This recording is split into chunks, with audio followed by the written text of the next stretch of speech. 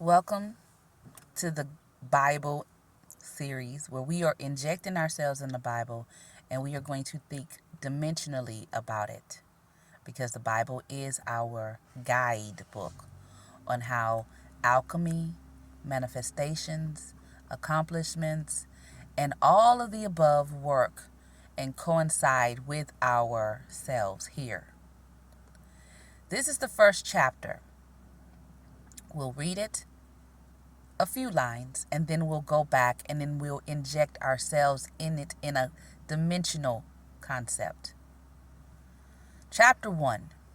In the beginning, God created the heaven and the earth. And the earth was without form and void, and darkness was upon the face of the deep. And the Spirit of God moved upon the face of the water. And God said, "Let there be light," and there was light. And God saw that the light was good. And God divided the light from the darkness. And God called the light day, and the darkness he called night. And the evening and the morning were the first day.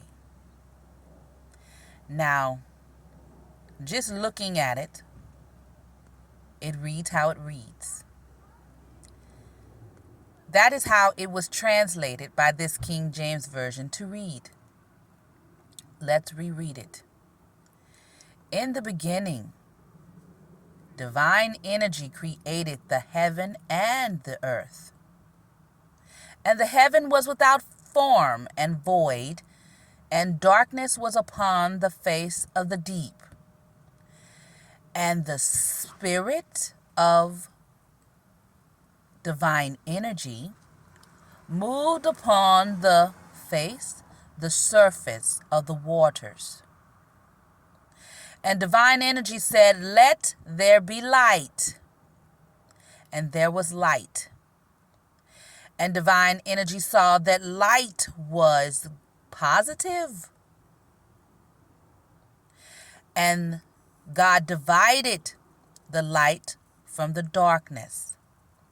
Or divine energy divided the light from the darkness.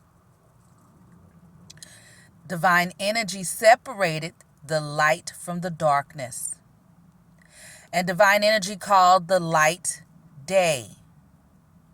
And the darkness he called night.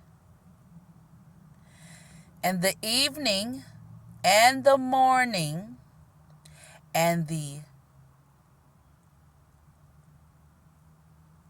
evening and the day were the first day.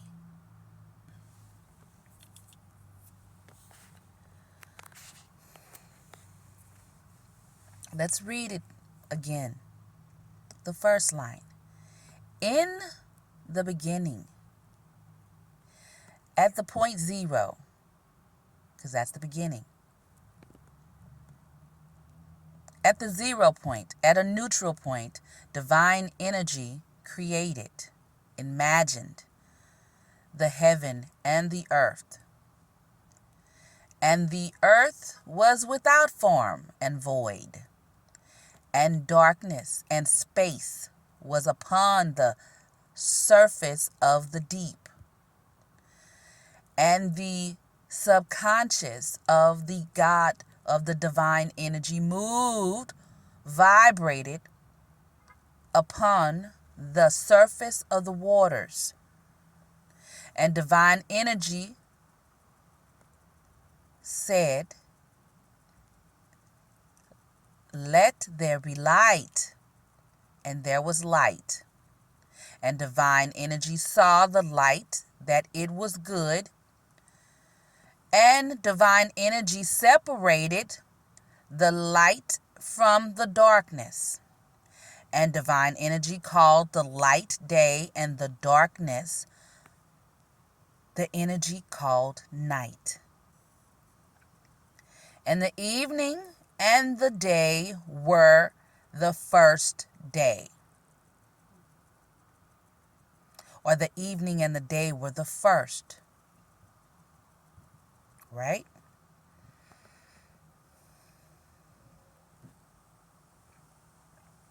And divine energy said, "Let there be firmament in the midst of the waters, and let it divide the waters from the waters." And divine energy made the firmament and divided the waters which were under the firmament from the waters which were above the firmament, and it was so. Let's go over that again. And divine energy said, "Let there be firmament in the midst of the waters, and let it separate the waters from the waters." And divine energy said, or divine energy created the firmament and divided the waters which were, or separated the waters which were under the firmament from the waters which were above the firmament, and it was so. And it was. So, if we looking at the first book, this is the first book of Moses called Genesis. Gene, sis. Genesis, genes. What begins at the point of a gene? A gene is what? This is where knowing how the body works comes into play.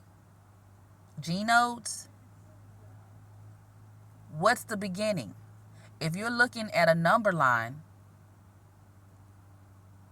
or being in a neutral space, what point would that be? It would be 0. And 0 can go in either direction.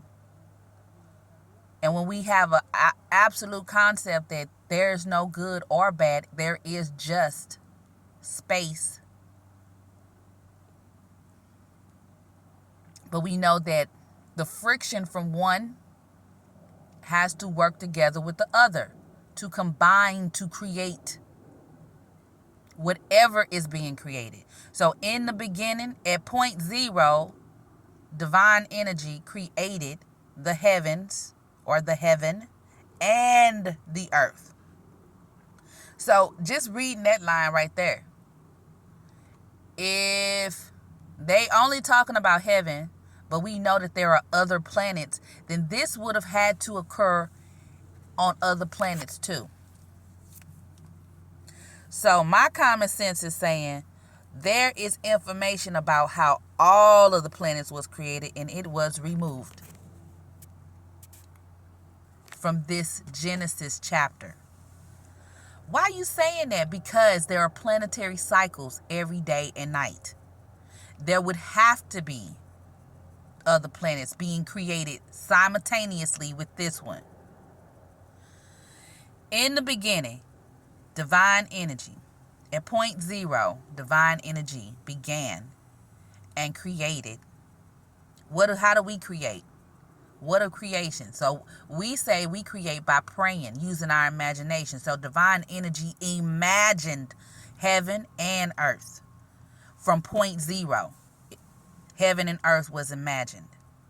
And the earth was without form and void. So therefore, it was just the structure and had to be created. Everything else had to be created for that space. It took some more creations. Some more imagining. The earth was void of form. It didn't have any light. It was just darkness. But dark don't mean it is nothing. It's something, obviously, because it was created into a form. Darkness is just space, but it's energy within the space that it's in. And the spirit. What's our spirit? Our subconsciouses, our spiritual selves, our higher selves. The spirit of God. What we project out ourselves, that's our spirit. Our higher selves, God's higher self. moved upon the water, vibrated over the face of the water, over the surface of the water. It vibrated or flew or made a tone over the water surface. What's a tone? It's a frequency. And God said, let there be light. And divine energy created light. By doing what? Let it be. You got to have, if we are God, we are like what they call God, right? They say, God is in you. We are the gods, and we are supposed to create like the divine energy. So divine energy say, let it be. What does that entail? The faith of a mustard seed. That it is. What do you have to have the faith of a mustard seed? You have to have confidence to have the faith of the mustard seed. You have to be unapologetic, just confident beyond measure that, hey, this is what it is. Let it be. Okay? Marinate on that. It's a lot to take in when you thinking dimensionally about the book, in a dimensional sense, not just using science, but thinking dimensionally how it actually is, and putting the zeros and threes where they supposed to go, and changing the words to mean what it actually means, instead of using all these words that are lacking divine energy, obviously.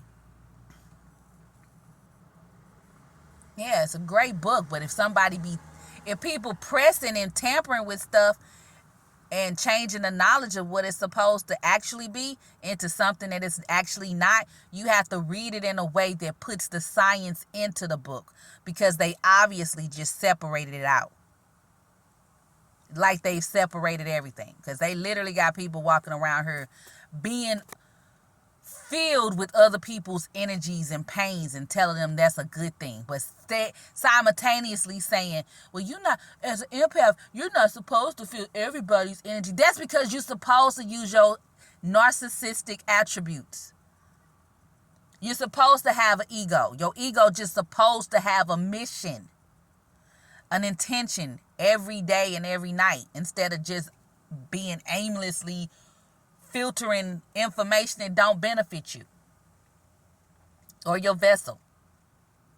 So don't let people tell you ain't supposed to have some narcissism. You supposed to. You just ain't supposed to be too far into it to where it can't be it's a balance of narcissist and empathic abilities. And you can see people that have those abilities, but people get so thrown off because you ain't in touch with your higher self. Use sacred geometry.